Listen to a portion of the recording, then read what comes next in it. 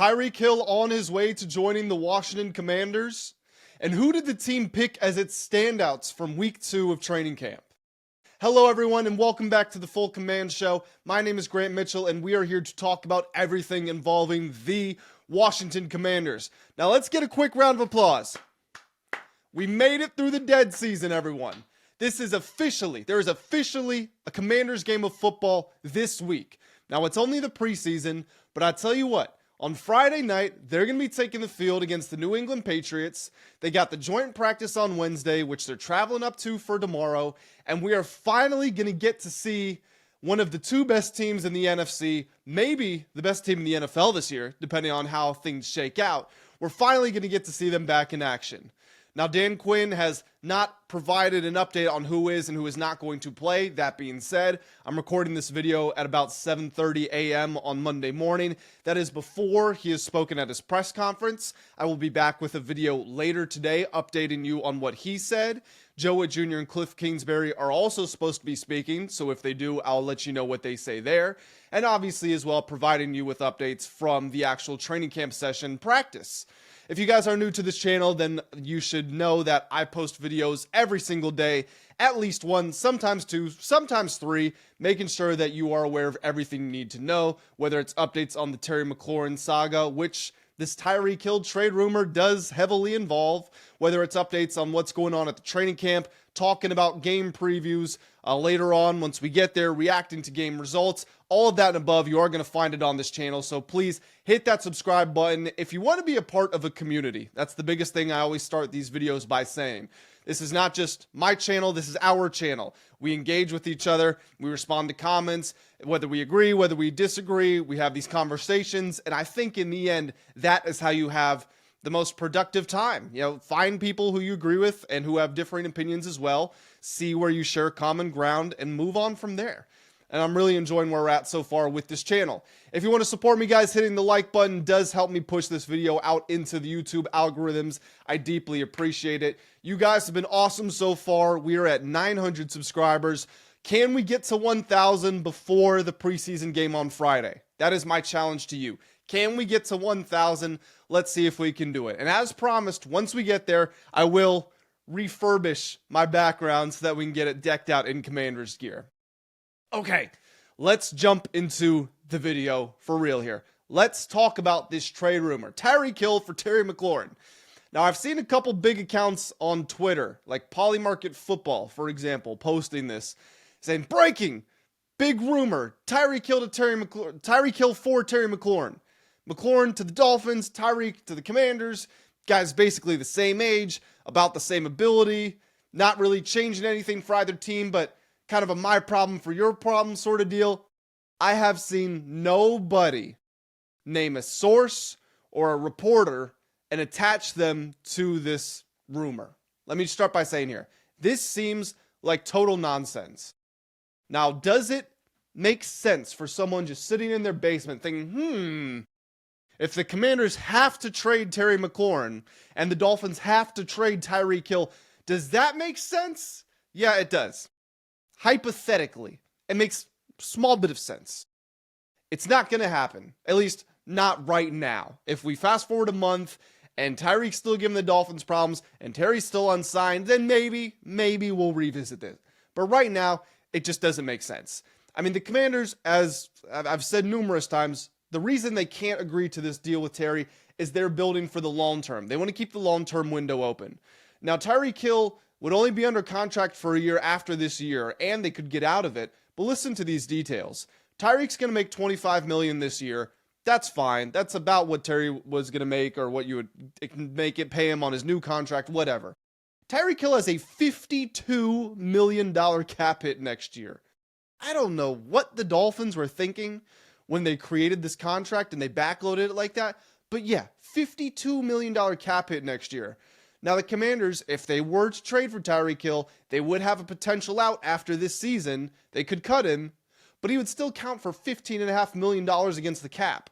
And if you cut him, you're not getting any resources for him. And if you trade for him and then you turn around and want to get rid of him the next year, you're going to get a significantly reduced package for a guy who I believe will be 32 at that time, either 31 or 32. at least with Terry, like, you have to assume that at the very least, if the Commanders can get him to stick around, whether it's on the tag, whatever, there's got to be a way to trade him for at least some value if it comes to that. With Tyreek Hill, there's no trade value. You're getting rid of him after 1 year or 2 years. And if you keep him for 2 years, the second year's on a $52 million cap hit, and you can't pay Terry because you're worried about the money he's going to cost against the cap. As I talked about in yesterday's video, when you've got all these free agents that you're going to have to replace, it just makes no sense. Pay no mind to this until a legitimate reporter or source writes their name under this and says, yes, I have heard this, or yes, this is in the works. Do not pay attention to this deal. Tyreek Hill is not coming to the Commanders. On top of everything that I've just been over, Tyreek Hill's got a bit of an attitude problem. He's had his run-ins off the field. He didn't show up to practice the other day. He got chewed out, or he showed up late, I should say. He got chewed out by Mike McDaniel's head coach. I didn't read, or I didn't watch the clip, but I guess Tyreek said something hadn't happened at practice when it had just happened, or vice versa. I don't know. He's causing problems down there. And with the locker room the Commanders have, it just doesn't make sense. And with Jaden Daniels being the guy he is, the very cool, very drama-free sort of guy, bringing in a 31, 32-year-old on a massive deal who is going to be pissed off if he doesn't win a Super Bowl and if he's not getting a bunch of money and he's going to show up late to practice, doesn't make sense. So I would ignore this completely. If you're asking me what's more likely, Terry McLaurin signs an extension or Tyreek Hill gets traded to the Commanders, 100 times out of 100, I'm picking Terry McLaurin and signing that extension. On that note, actually, I realized after I finished recording yesterday's video, I had promised an update on the Terry McLaurin situation, and then I never got to it because I got sidetracked talking about some salary cap stuff, some free agent stuff, some roster stuff. The update was not a big update, but it was basically that at Saturday's practice, Terry McLaurin, after everyone finished out on the field, as he usually does, came out to the field, but he wasn't with his agent this time. He'd finally changed clothes. He'd worn the same outfit like 3 days in a row before that. And he went up to Jaden Daniels' mom, all smiles, hugged her. He was smiling, shaking hands with the owner, Josh Harris. It didn't seem like somebody who had just demanded a trade 18 hours beforehand. He didn't seem to have that demeanor. So I don't know if that's anything or nothing. Terry's trade demand, I don't believe is ever real. I don't think that's really his intention. I don't think it's his desire to be traded. I think he knows that he has to play that card in the sequence of events of a negotiation. He's basically thrown everything he could out there, didn't get the deal he wanted, so the only button left to push is the trade button, but I don't think he wanted to get traded. So it's possible that was him just acting normal, or it's possible that a gentleman's agreement got done and the team and the player are going back and hashing out the details, and we'll get more info on that shortly. I don't know which it is, but it's not a big update, but it is also still relevant at the same time. So the second half of this video, I want to talk about who the Commanders, the official Commanders website, and writer Zach Selby have named as the standouts from week 2 at the Commanders practice. Again, this is per Zach Selby, who is the senior Commanders writer for the Washington Commanders. He's got 4 players here, all young guys. We're going to start with 3 of them who we've talked a lot about on this channel. And then we're going to go to one guy whose name I do not think I've said at all on this channel. Okay, so number 1, no surprise here. He was listed number 1 on the website probably for a reason. Ja'Cory Krosky-Merritt, who we are referring to as Bill. I want to make that clear. Jaden Daniels calls him Bill, so we all call him Bill. He said that this should come as no surprise to Commanders fans. He's been the name on the tip of the tongue.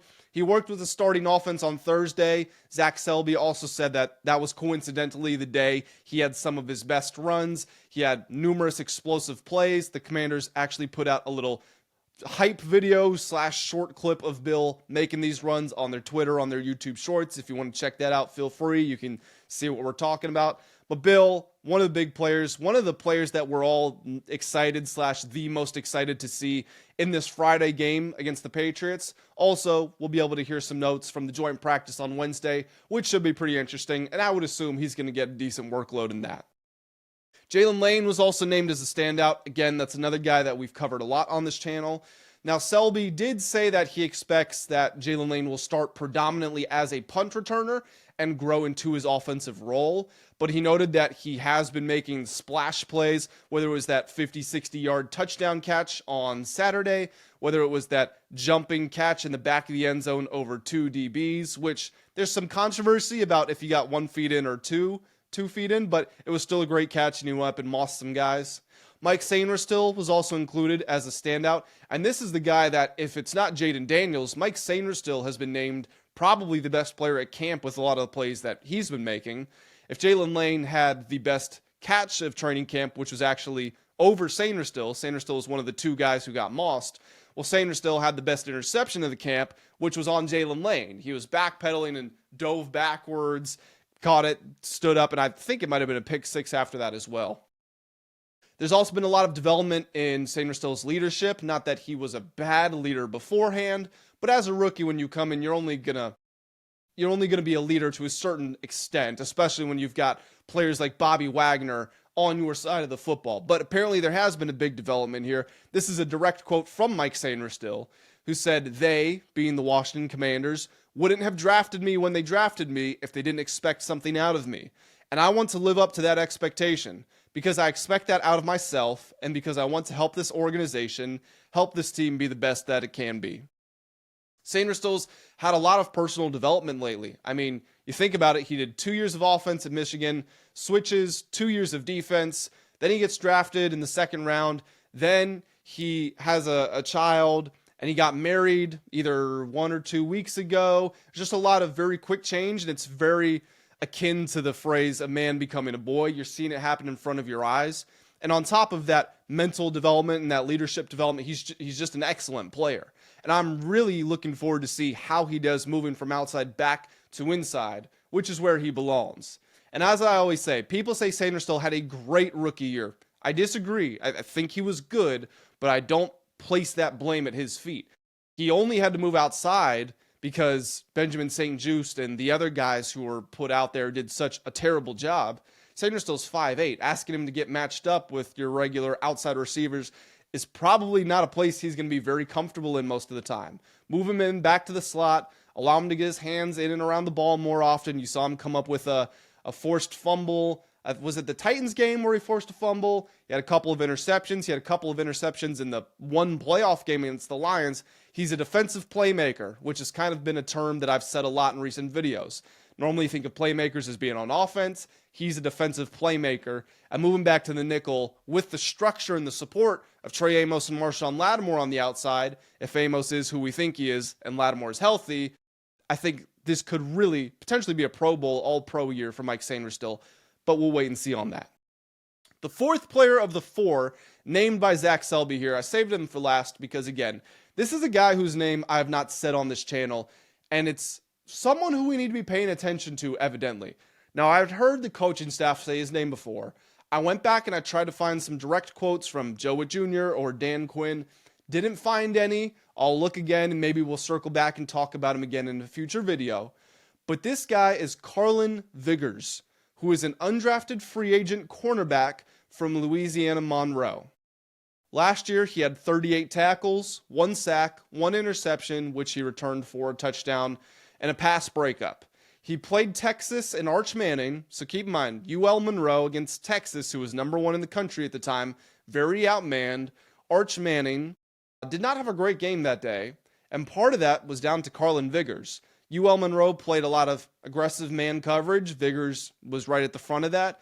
And in that game against Texas, he was targeted 3 times. He gave up 1 catch for 19 yards and 1 pass breakup. I don't know who caught the pass. I don't know if that would have been Isaiah Bond, could have been Matthew Golden, who was drafted in the 1st round, but 1 catch for 19 yards and 1 pass breakup against Arch and the number 1 ranked team in the country when you're playing for UL Monroe. It's a good day at the office. Now, Carlin Viggers is listed at 6'2", 200 pounds. I was reading some pre-draft analyses on him. A lot of people have had him being a round 6, round 7 pick, maybe a priority UDFA. That ultimately is what he was. People mentioned his instincts with man coverage, his length, his size, his speed, his ability to stay attached to guys. Tackling was an issue, and that was also noted by Zach Selby. He said that his ability to finish plays has definitely been in question, and that's something to keep an eye on against the Patriots and throughout the preseason. But the Commanders, as I've said so often, they have convinced themselves, and rightfully so, that if they find athletes, they can coach them up in the obvious areas. For a defensive back who struggles at tackling, they think they can teach him to tackle. They can't teach him to be 6'2", 200 pounds. They can't teach him to have the testing numbers he does, but they can teach him to tackle. That seems to be the situation that Viggers finds himself in. And this doesn't mean that Viggers is even going to make the team. It could mean he's going to spend a year on practice squad and then come back, and kind of how Tyler Owens is, although Tyler Owens was a great special teams player last year, but he didn't play defense. Now he might. Maybe in the ilk of a Chris Rodriguez or a Sam Hartman, a guy who, look, go to practice squad, develop a little bit, a year, 2 years, come back, and then you have a chance to actually contribute to this team. I went back and I looked at Viggers' pro day numbers, a 4.52 40-yard dash, nothing amazing there. His broad jump and his vertical leap, if you took what he did at his pro day and you ranked it among performances at the NFL Combine for all cornerbacks, he would have ranked third, again, in both vertical leap and broad jump. His three cone would have ranked second, although only 3 people at the Combine did it. His short shuttle was pretty bad, 4.52 40, a little on the slower side. Not horrible, but it is definitely not the 4.3 4.4 that would get you into those early rounds. But still, speed with your short speed, brain fart here. Short speed without pads, lining up for a 40-yard dash is different than your football speed when you're in pads, and you're also trying to decipher what route the receiver is running and keep up with them and start and stop. If he plays fast, he plays fast. I'm not saying he does.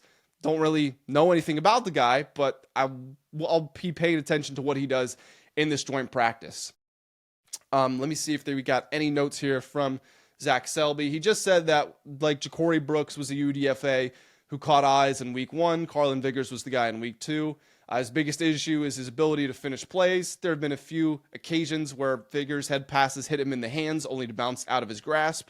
Also could be a little bit better at tackling, a little better with penalties. So this sounds like it should be expected. It's a guy coming from UL Monroe who, if you're doing things like giving up penalties, struggling to tackle, it's just an adjustment. It's like going from the Mountain West to the SEC. It's a jump, and players are faster, players a little bit stronger. You got to refine your technique a little bit. But if he has this natural ability, which it seems that he does, it makes sense why the Commanders are giving him opportunities. Now, a big question here, he's competing at a very loaded spot on the roster, which kind of goes back to what I was saying about, could this just be a guy you stick on the practice squad for a year and then elevate him in his second or third year? You might have to, given the depth of the position. If we're looking at cornerbacks, not even safeties, just cornerbacks, you've got Mike Sainer still, Marshawn Lattimore, Trey Amos, Bobby Price looks like he might not make the team. We'll see what happens there. Noah Igbenogany, Jonathan Jones, Kevon Seymour's in contention for a roster spot. Robert McDaniel, another UDFA rookie, he's in contention for a roster spot. It's a very loaded position group, and it's one where your starters are almost official. I don't see a world in which Marshawn Lattimore, Trey Amos, Mike Sainer still, Noah Igbenogany, and Jonathan Jones don't all make the team. And that's 5 guys right there. How many guys do you actually want to take into the season as your cornerback group only? Let me see if I can get the Commanders' 53-man roster from last year. And I can. Okay, give me 1 second here. I got to find. So the Commanders last year kept 5 cornerbacks. Mike Sainer still, Benjamin St-Juste, Emmanuel Forbes, Michael Davis, and Noah Igbenogany. That's crazy how much that cornerback room has changed. Yeah, so going from 5, if you go to 6, first of all, you've got to think about how often is my 6th cornerback going to get on the field?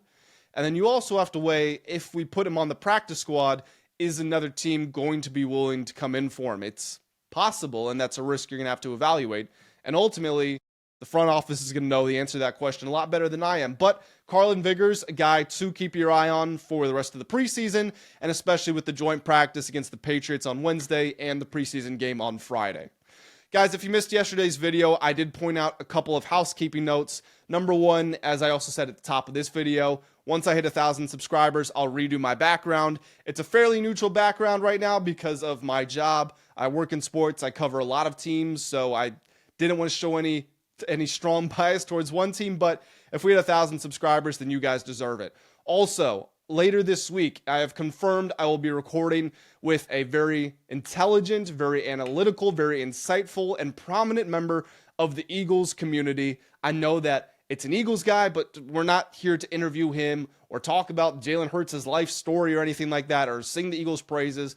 I'm getting him on so he can give his perspective on where he believes the Commanders have grown the most, what he believes their biggest strengths are, what he believes their biggest weaknesses are, how he sees the matchups playing out. It'll be good to get the perspective of a competitor while still talking about the Eagles. That'll probably be a longer video, probably in the 45 minute to 1 hour range, so I hope you guys do enjoy that. And I will be putting out a game preview and game reaction for the preseason game. The preview probably coming out on Thursday, reaction right after it finishes. Like as soon as the final whistle sounds, I'll be going upstairs to my office to record. So make sure you check those out when they are posted. That is going to do it for me, guys. Please hit the subscribe button if you have not already. This community is growing fast, and I want you to be a part of it. I also appreciate everybody who has already hit that subscribe button. Make sure you go down to the comment section. Let me know your thoughts on the Tyreek Hill trade. What do you think of these UDFA guys? Do they have a chance of making the roster? Whatever feelings you have, go down there, let me know. Hit the like button if you enjoyed the video. And as always, I'll catch you in the next one. Have a great day.